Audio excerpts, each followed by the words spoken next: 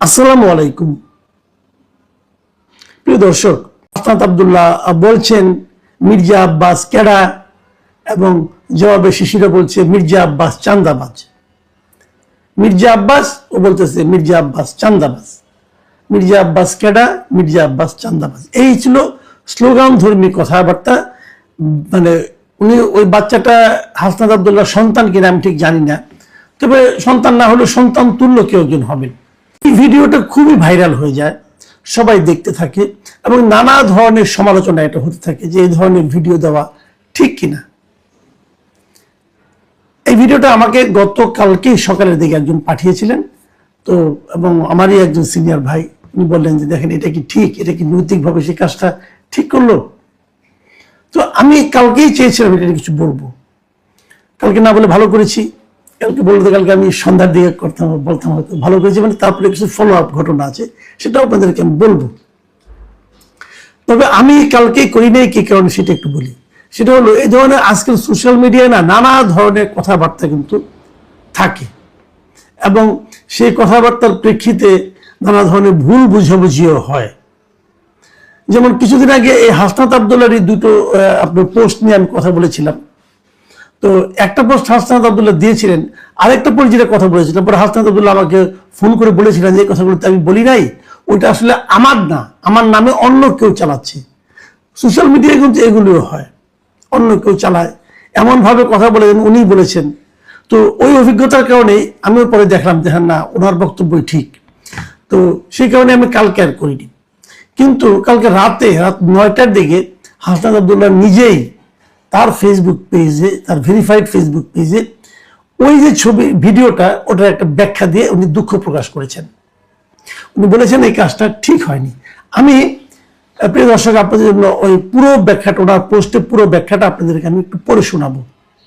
উনি লিখেছেন, সম্প্রতি সামাজিক যোগাযোগ মাধ্যমে একটি ভিডিও ছড়িয়ে পড়েছে যেখানে বিএনপির একজন সিনিয়র নেতাকে নিয়ে আমাকে আপত্তিকর মন্তব্য করতে দেখা যায়। ভিডিওটিতে একটি শিশুকেও কথা বলতে শোনা যায়, যা বিষয়টিকে আরো সংবেদনশীল করে তুলেছে। উল্লেখ্য, ভিডিওটি নির্বাচনকালীন সময়ে ধারণ করা হয়েছিল এবং এটি আমাদের একটি ক্লোজড গ্রুপে সীমাবদ্ধ ছিল। তবে গতকাল এই ভিডিওটি বিভিন্ন সামাজিক যোগাযোগ মাধ্যমে ছড়িয়ে পড়ে। ভিডিওটির জন্য আমি নিঃশর্ত আন্তরিকভাবে দুঃখ প্রকাশ করছি। এই কাজটি করা কোনোভাবেই উচিত হয়নি। ভবিষ্যতে যেন এ ধরনের অনাকাঙ্ক্ষিত ঘটনা পুনরাবৃত্তি না ঘটে এবং রাজনৈতিক পরিমণ্ডলে পারস্পরিক শালীনতা ও সৌহার্দ্য বজায় থাকে তা নিশ্চিত করতে আমি দৃঢ় প্রতিজ্ঞ।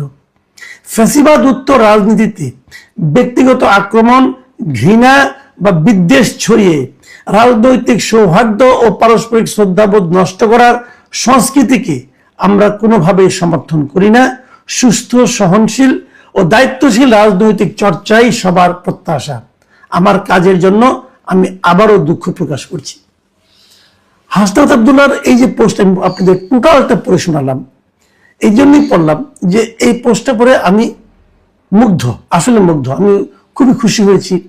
দেখেন, মানুষ মাত্রই ভুল করতে পারে। পৃথিবীতে আপনি একটা মানুষ খুঁজে পাবেন না, আমি আমাদের হযরত মুহাম্মদ সাল্লাল্লাহু আলাইহি ওয়াসাল্লামের কথা বাদ রাখছি, এর বাইরে একটা মানুষ আপনি খুঁজে পাবেন না যার জীবনে কোনো ভুল নাই, পাবেন না। সবারই কিছু না কিছু ভুল আছে, কিন্তু সেই ভুলটা স্বীকার করতে পারার মতো মানসিকতা, এটাই হলো সবচেয়ে গুরুত্বপূর্ণ। কেউ ভুল স্বীকার করে না, কিন্তু ভুল স্বীকার করতে চায় না। কিন্তু হাসনাত আব্দুল্লাহ ডিটেল লিখে উনি ওনার ভুলটা স্বীকার করেছেন এবং উনি দুঃখ প্রকাশ করেছেন। এই যে মানসিকতা, এই যে চর্চা, এই যে আচরণ, এটাকে কিন্তু প্রশংসা করতেই হবে। আমি সেই ওনার সেই যে পোস্ট যেটা আছে, সেই পোস্টটা আমি দেখেছি এবং দেখার পর সেখানে আমি এটাও দেখেছি যে সেখানে কতগুলি মানুষ রিয়াকশন দিয়েছে, কতগুলি মানুষ কমেন্ট করেছে।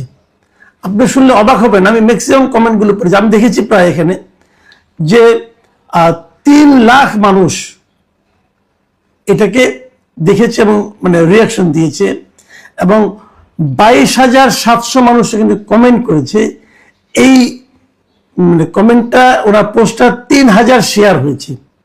মানে একটা বিশাল অনেক লোকের ইনভলভ হয়েছে এবং ম্যাক্সিমাম রিয়াকশনগুলি কিন্তু পজিটিভ রিয়াকশন। আমি কিছু কমেন্ট পড়ার চেষ্টা করেছি, সবগুলি কমেন্টে যে জিনিসটা নাকি কমন ছিল, প্রায় কমেন্টে, অধিকাংশ কমেন্টে, সেটা হলো এই যে দুঃখ প্রকাশ করে নিজের ভুলের জন্য ক্ষমা চাওয়ার যে প্রবণতাটা, যে কালচারটা, সবাই কিন্তু এটাকে প্রশংসা করেছেন এবং সবাই বলেছেন আপনি আগামী দিনেও এই চর্চাটা অব্যাহত রাখবেন। এই যে কথাটা বলছে, একজন লোক ভুল করেছে, ভুল স্বীকার করেছে, সবাই হুমড়ি খেয়ে সেখানে প্রশংসা করছে কেন?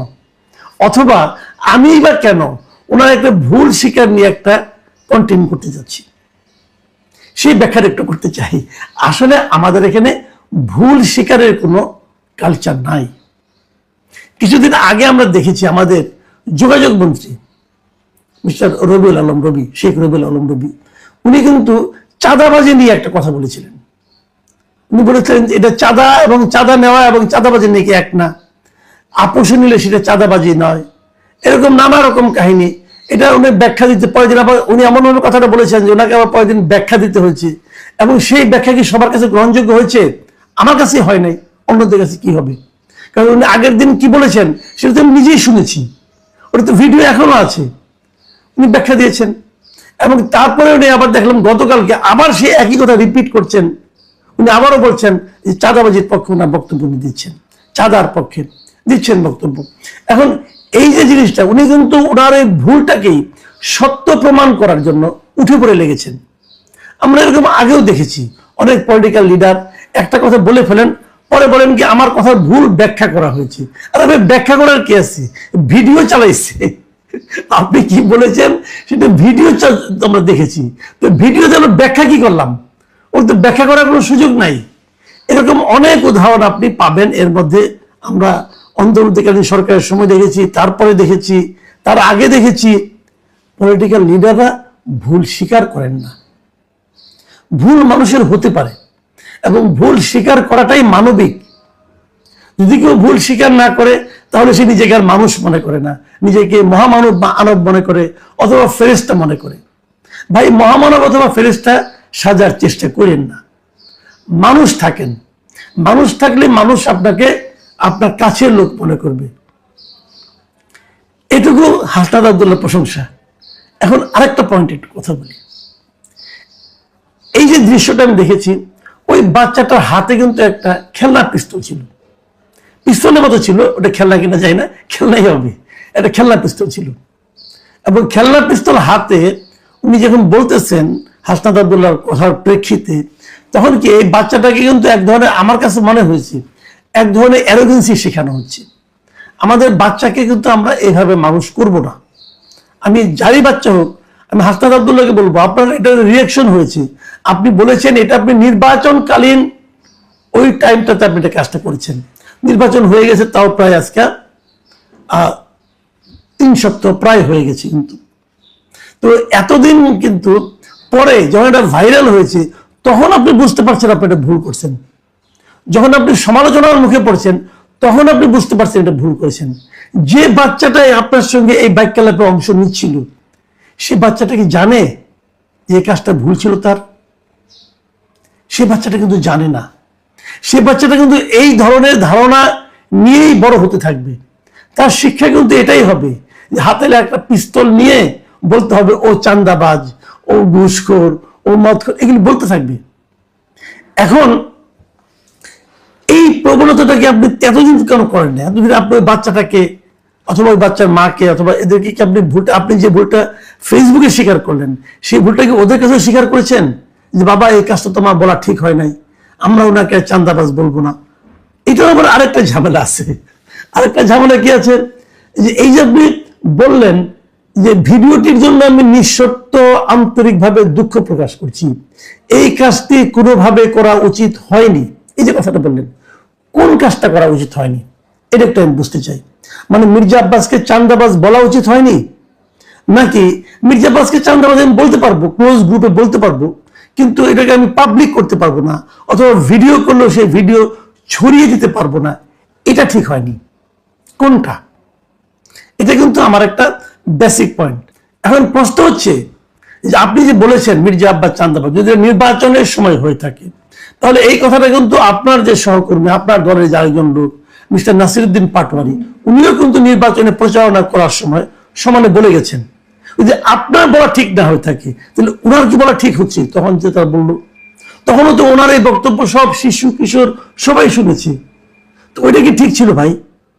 এই ব্যাখ্যাটা কিন্তু খুব জরুরি। এভাবে সুইপিং কমেন্ট, সেটাও কি ঠিক? এগুলি নিয়ে আমাদের একটু ভাবতে হবে।